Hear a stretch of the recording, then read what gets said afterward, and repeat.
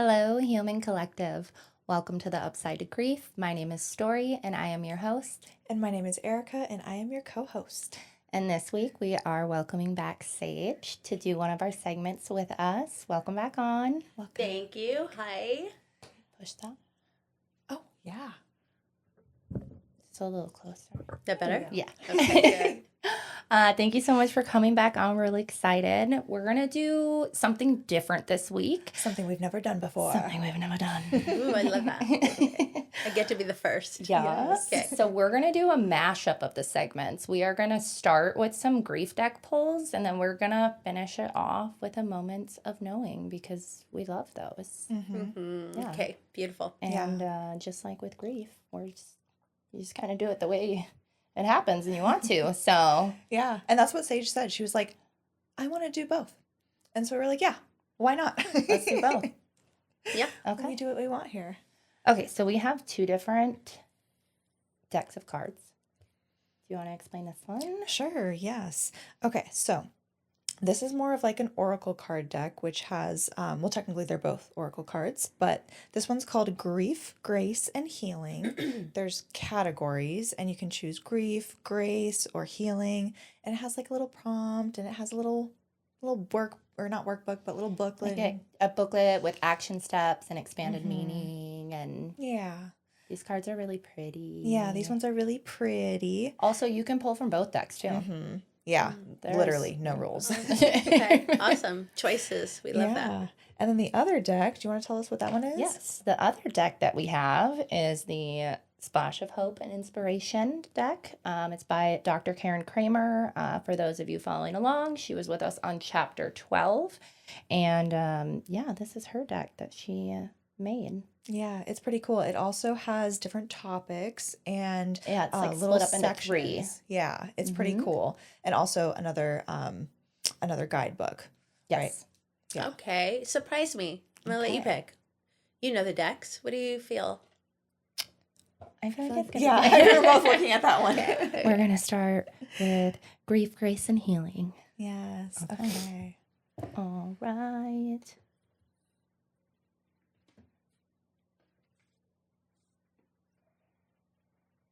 So Want me to hold one? Okay. that is the grief deck. Erika, will you tell us what it looks like?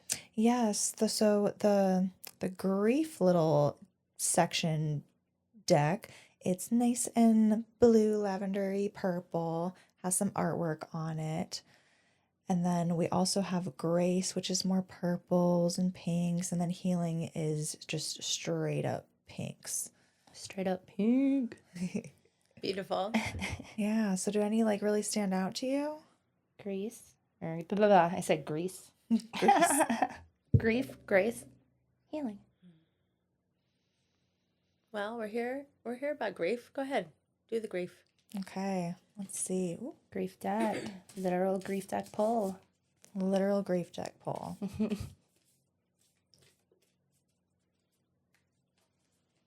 My mind wants to go to grace just because I've had so much of that. But Ooh. You can go Here, there do you want to later, pull a yeah. card, or do you want me to like spread them out, fan them out for spread you? them out. Let's Okay. feel. Phantom Let's Man. feel. Which one wants to be pulled? Yes. Speak to her. Right, she's picking a card. And, there's two here. Then you were So- supposed. No, I think you were you're supposed to pull to get two. both of those. You keep them both. You know what, though? I need Just one more. my glasses because I can't. I Ooh, don't think I that's can okay. see this light writing. Yeah. Do you want us to read it to you? Yep, that sounds good. Look, there's one for each of us to read. It was meant to be. Okay, perfect. Love. Okay. I'll go first? Yep. Okay. Number 6, move energy through your body. Gentle activity at a pace you can manage might help circulate energy and emotions through you now. This card can also be a reminder to take care of your physical health during your grieving process. Tidying the house, taking a stretch class, or walking outside, or having someone else take you for a drive or a stroll is uplifting. Don't overexert. Caring for the physical body grounds your energy. All right. Do you want me to read from the booklet, or did anything really come out at you? Just that, go ahead and read from the booklet first. Yeah. Okay. Do you want to, well, here. The expanded meaning. The expanded meaning, moving energy through your body. Moving the physical body can create a cascade of positive effects on your mood, even when you're dealing with the heavy pain of grief. Moderate physical exercise releases feel-good endorphins in your brain that can uplift your emotions and lighten your energy.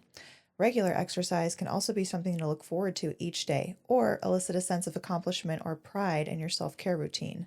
Simple stretches, a gentle yoga class can be a nurturing way to connect and support the body.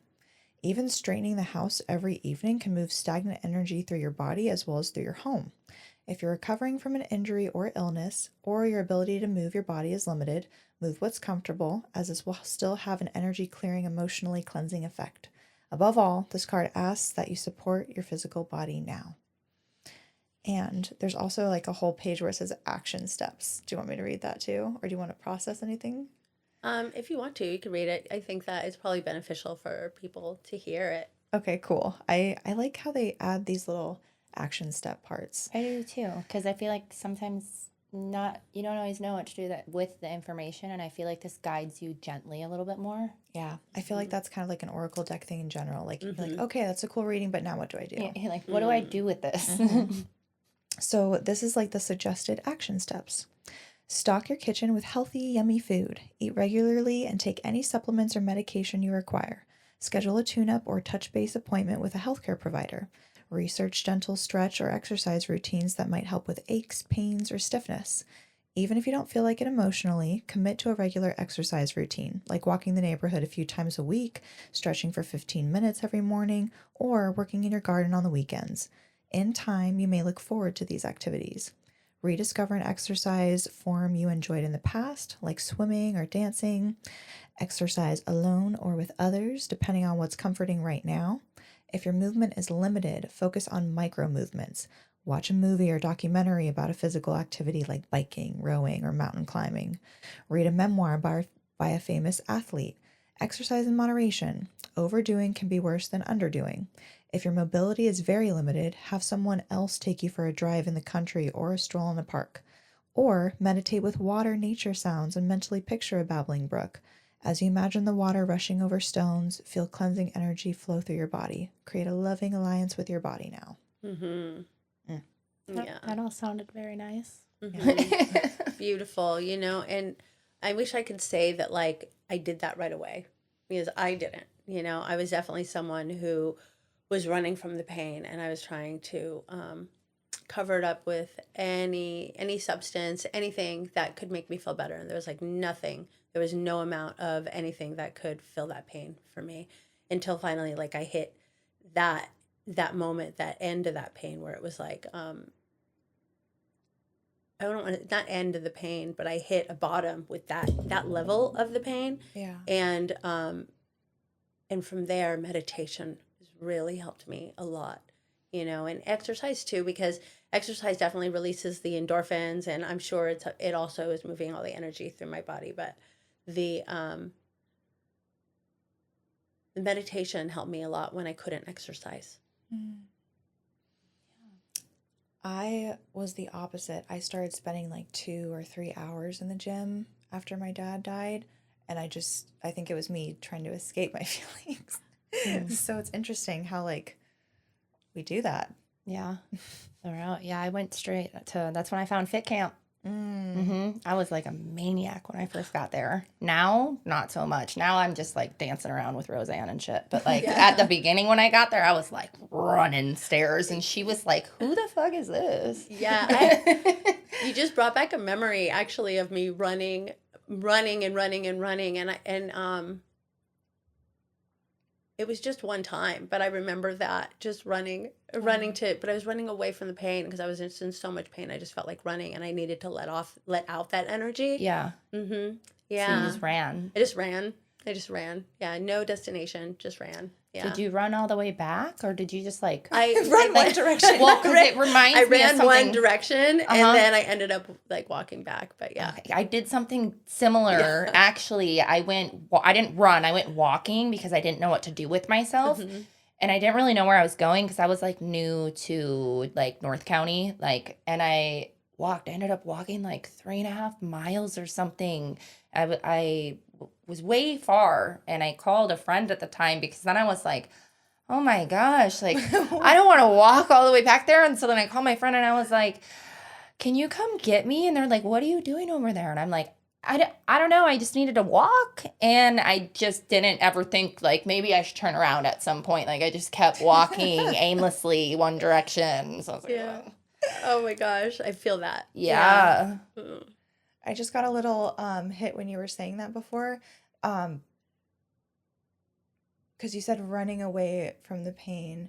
I wonder if we're like running for the pain, because it doesn't Ooh. sound like we were really like running from it. We were just like, okay, like it's in there and I don't know what to do with it. But like you said, like the pain doesn't go away. Mhm. Mhm. So like you can't really run away from it, right? Mhm. So maybe we're just like, Running for maybe it's asking us to it. run or get some movement in. I Mhm. don't know. I'm sure it could be different, but like I Yeah. just got like a little firework in my I head. like that Yeah. so much. I like that perception, Yeah. that reframe. I think in that moment that probably is true. Yeah. Mhm. In that moment of that particular run is true. Okay. Interesting. Hmm. Yeah. Deep. Okay. Deep. What's the other grief card? Okay, Can we pull so that? it is number 5. Number 5. And this is trust yourself. After a major loss, it can be more challenging to trust others, trust life, or even trust yourself. Yet you're a good person with strong inner wisdom.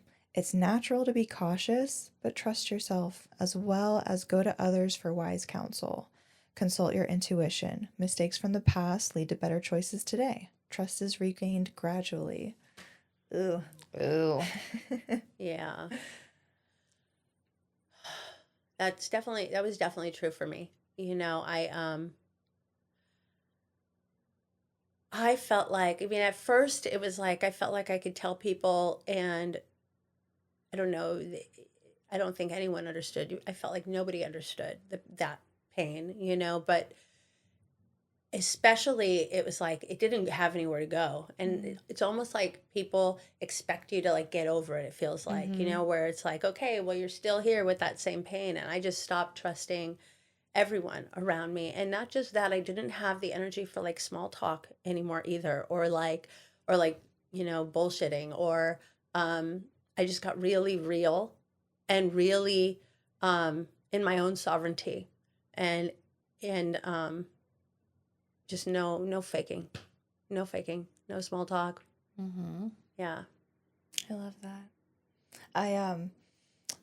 One of the things that I learned, you kind of said it, like how you're kind of expected to like move on from grief or get over it or whatever, and you said like, well, you're still in pain.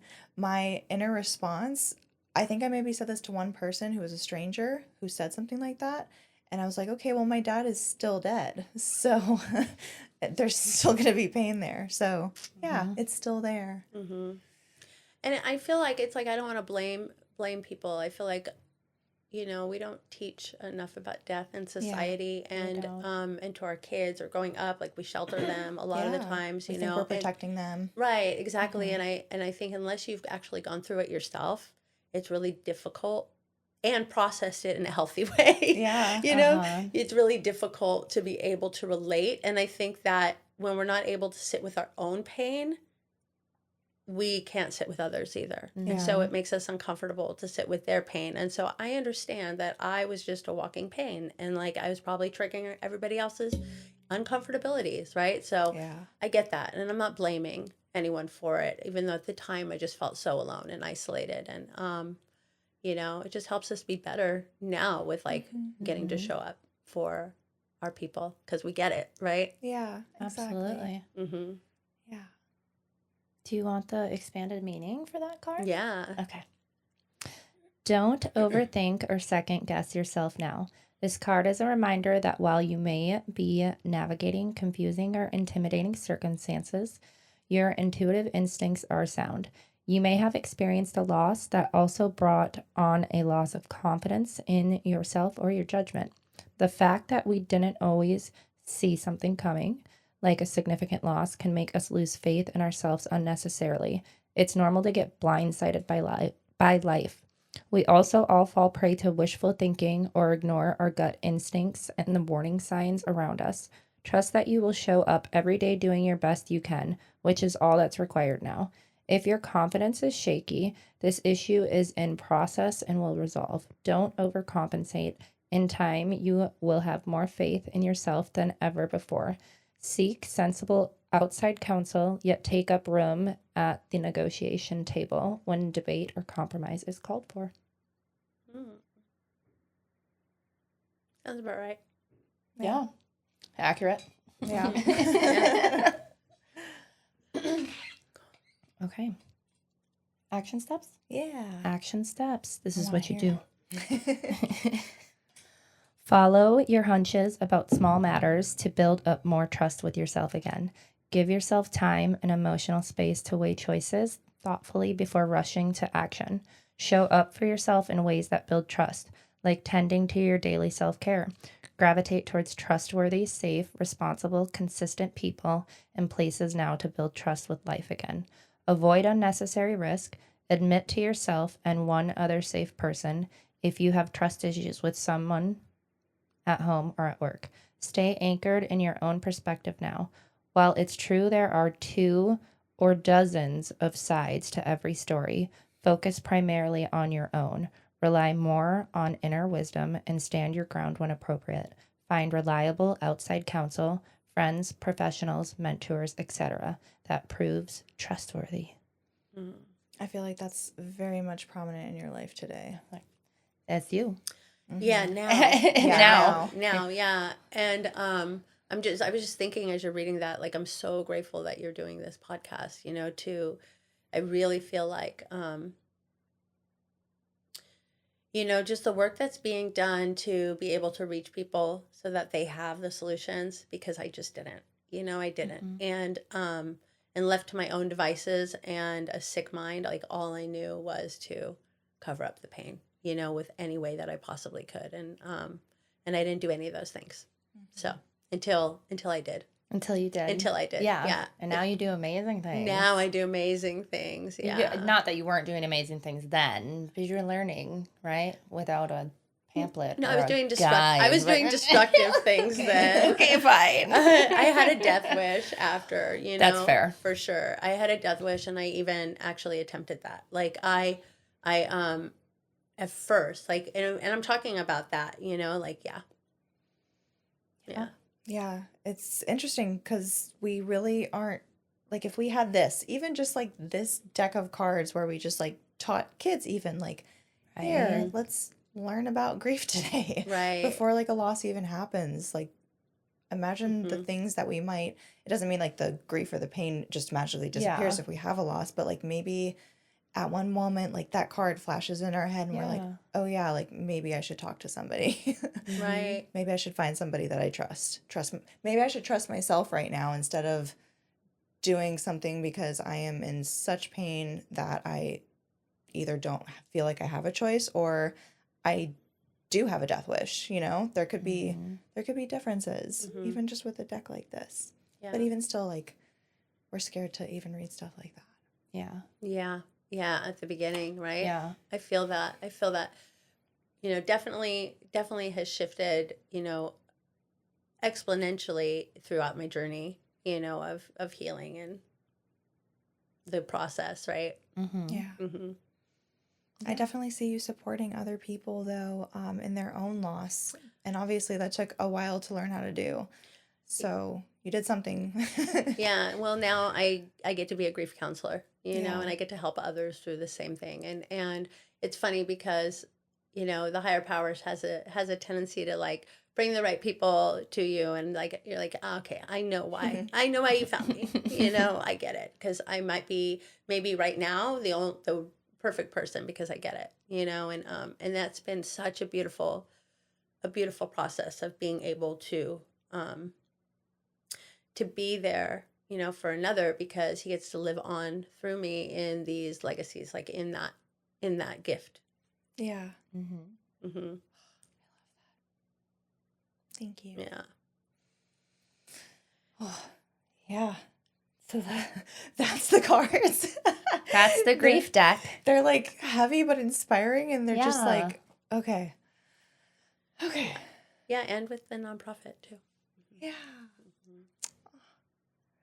So, what about this moment of knowing? Yeah. Sage has really hyped us up for this moment of knowing. She said it was brief, but like I'm sure it's still.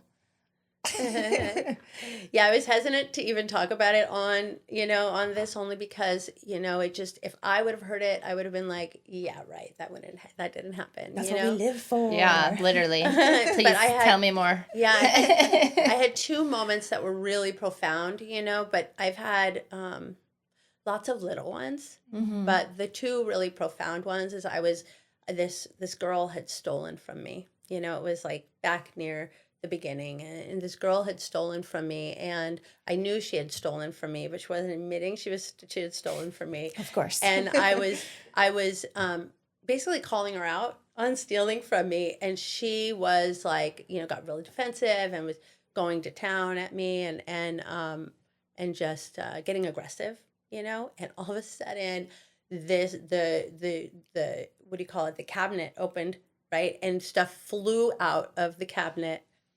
Like, it didn't just fall on the floor, like it literally flew out of the cabinet. And she backed up. She goes, "What was that?" And I knew. I was like, "That's my husband." And she said, "You better tell him to stay away from me." I was like, "Well, I'm thinking he's telling you the same thing right now." Yeah. Read the room. Yeah.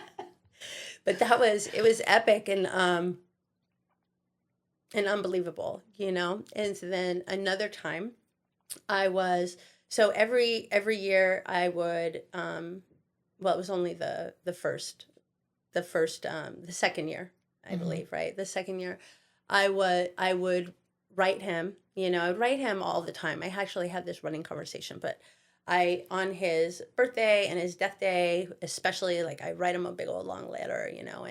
And my friend and I were out we were on this yard in the middle of the sun. It was in Northern California, and it was hotter than heck. Like, probably it was over 100 out there in the summer, and there was no shade anywhere. There was no trees. There was no nothing. Just us in the sun being crazy, sitting on the yard talking, right? And my back was to the sun, and I was telling her, and she was my best friend, and I was telling her I felt so bad because the day before it was his birthday, August, and so it was August 8th, and I didn't write him, and I was feeling like bad that I forgot to write him on his birthday. And so we were just talking about him, you know, and she always just let me talk about him. They actually have the same birthday, and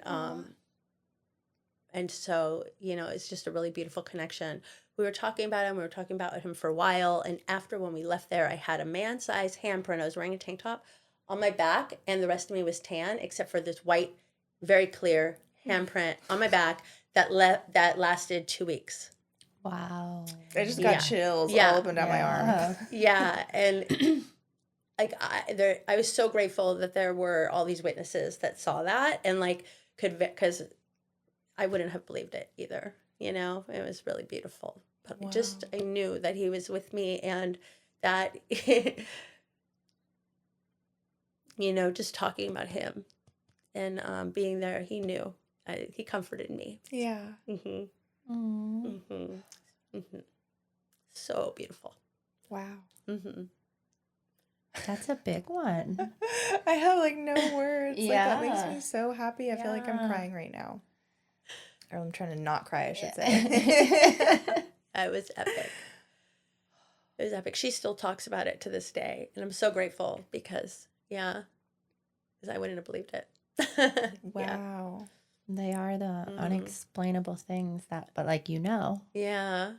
Well, those are kind of like hard to deny. You know what I mean? It was like there was there was no opinions on that. It wasn't like the hummingbird, oh, it There's could no be or not. alternate But we There's, know yeah, even then right. You're too. like, that is. But it's like there was no, yeah. It was Yeah. like, okay, I get it. I need to know things in a big way because I'm not seeing your subtle little cues because, yeah, so I get it. Yeah. I sent you 10 hummingbirds. You've looked at none of them. Here's my hand.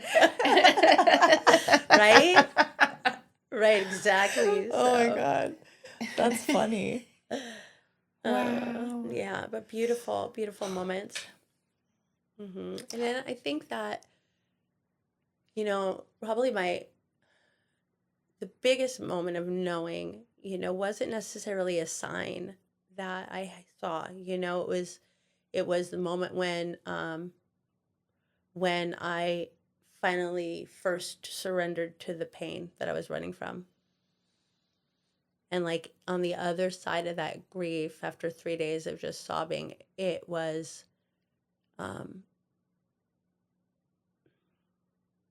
this peace, the eye of the storm that like surpassed all understanding. Like I'd never felt that in my life. And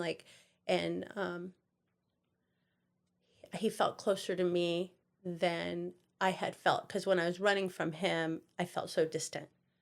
And I didn't feel him with me at all, which is why I was in so much pain, right? And I think it's like going back, it's like I think it's that, that running and that resistance, like whatever I resist persists, it's like that's what kept it separate. And so like as soon as I surrendered to the pain and like without all the reasons of why I shouldn't be feeling this way, why it's somebody else's fault, because that kind of keeps it in the loop. But just surrendering to the actual pain of it and the actual core sadness and grief of it and despair of it without all the mental noise about it, it's like the other side of that gave me him. It gave me, and we became one. And I knew he was with me from that moment on. And, yeah. That's beautiful. That's definitely a moment of knowing. It brings them closer. And what's crazy is like, always having these thoughts for me, and I'm sure this is common, right? Is that, if I grieve or if I get past it or if I get over it, like some people say, right, then that would mean that I don't love him, or if I don't even want to say heal from it because I don't know if we truly ever heal, but there's a level of healing that happens throughout the whole journey, right? Yeah. So like if I heal from it, that means I didn't love him. I should suffer because he died. Shouldn't have fun because he can't have fun. It's like that guilt almost. And with that, realizing like it's actually the opposite, because when I went into that pain, the amount of closeness that we had from that then on was like, that's where the closest came from. Yeah. That's where we merged, right? Yeah. Yeah. And I think I feel like that's true for most people, that like when you end up associating like the pain and suffering with like holding on to them, Right. as soon as you let that go, you're letting them go, Yeah. Or I should be feeling this way because they're dead. And, so I should suffer because they can't be here anymore and they're like, it's like they're suffering, or, I can't be happy because he can't be happy. Yeah. Yeah. And that would be disrespectful of me to be happy, or, yeah. And it's almost that grief, that blame, that shame, that guilt that like kept me stuck in that. Yeah. But like you said, there's, once you go into it, there's so many more doors, but you have to be willing to like open those doors. And sometimes those doors, like the door handle is fucking burning. Like, you know what I mean? The shit hurts to like open that door, but oh yeah, it hurts. I did it kicking and screaming. I was so angry. I was so mad at God, if there was one, because at that moment I was like, yeah, if there's a God, you have a sixth sense of humor. Right. And because this was the one man that like that, the one person in my entire life that taught me unconditional love and that taught me that I was worth loving, he taught me all about love. And like, I used to think, you know, thank the powers that be for him, you know, all the time. And when he got ripped from me, I felt like, okay, so you want me to suffer. You must want me to suffer, you know? And so I did it kicking and screaming and with a big, like, fuck you. Mm-hmm. And like, fine, you want me to effing feel this pain? I'll feel it. It was like surrendering, but it was surrendering with like a total, you did this to me kind of feeling. But on the other side of it, it was Okay, but you beautiful. didn't. Yeah, and on the other side of it, it was so beautiful because I had him with me all of a sudden, and I knew he hadn't gone anywhere. Like physically, yes, but he was with me for the first time. I felt him. I felt his presence. I knew he's there with me, and also my higher power too. And that's what came back as a result of that, also. So, Yeah, by surrendering, you actually got access to him again, mm-hmm. even if it's not the access that we want. Mm-hmm. Mm-hmm. Yeah. Yeah. Mm. I think that's a beautiful note to end on. Yeah, thank you so much for sharing that. Yeah. Yeah. And Thank you. Thank you for having me. Of too. course. Thank you for coming back on. Yeah. Yeah, thank you for allowing me to tell my story, tell his story, because really it's his story that is living on through me. So thank you. Of course. Yeah, thank you for that. All right. Alrighty, guys. Well, thank you so much for joining us. Thank you, Sage. And take us out. Like, follow, subscribe, share with your friends and family, and we will see you next week. See you next week. Bye. Bye.